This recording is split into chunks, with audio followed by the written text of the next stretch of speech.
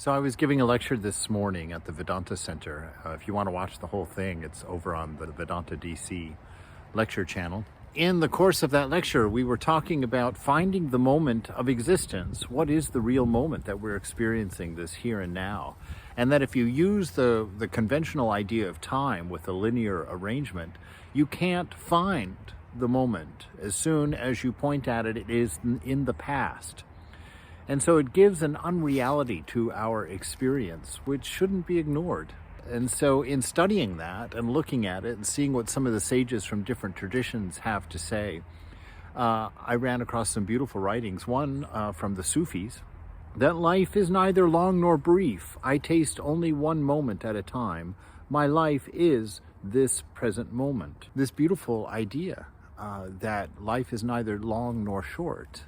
Because it's not measured linearly. This moment includes the whole of your life. It includes the entire doings of your past that have implicated its present condition, and it holds all of the conditions upon which your future sprouts. And so really the wholeness of the moment becomes apparent to us. But the moment itself still remains undefined. In the Old Testament, in the book of Genesis, in the 2nd chapter, it says that God, when he created man, he breathed his life, he breathed his soul into him, and that gave him life. And the Sufi mystics have a very similar idea. Muhyiddin ibn al-Arabi, who the Sufis consider as the greatest spiritual master, or one of the great spiritual masters, expounds this idea that man does not realize that he is not, and that he is anew with each breath. It is the question of the divine exhalation which dilates the worlds from their state of non-manifestation. And if I say anew, I do not suppose any temporal interval, but a purely logical succession, meaning that our life happens in mind. That not in reality, that time actually doesn't have a succession out there. It's all conceptual, built by mind, and projected by mind. That we are a member of this unchanging moment that is renewed continually by the breath of the divine. And that idea of the fact that it's your breathing, of course, that keeps you conscious and alive in this body and experiencing this wonder that is life.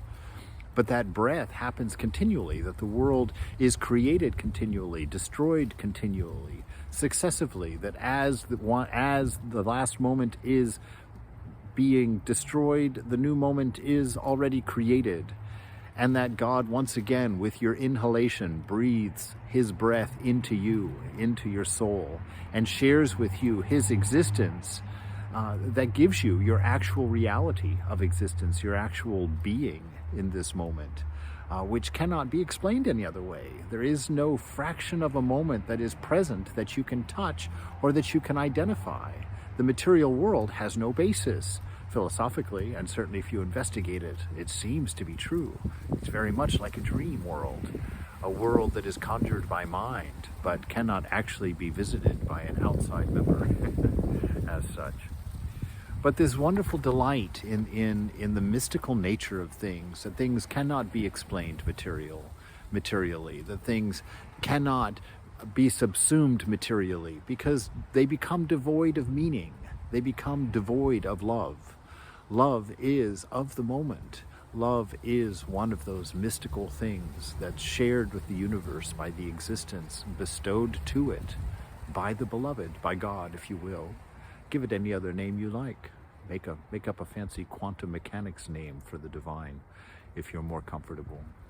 But that the nature of this universe is benevolent and beautiful, and it gives a wonderful sense of repose and solace to the soul.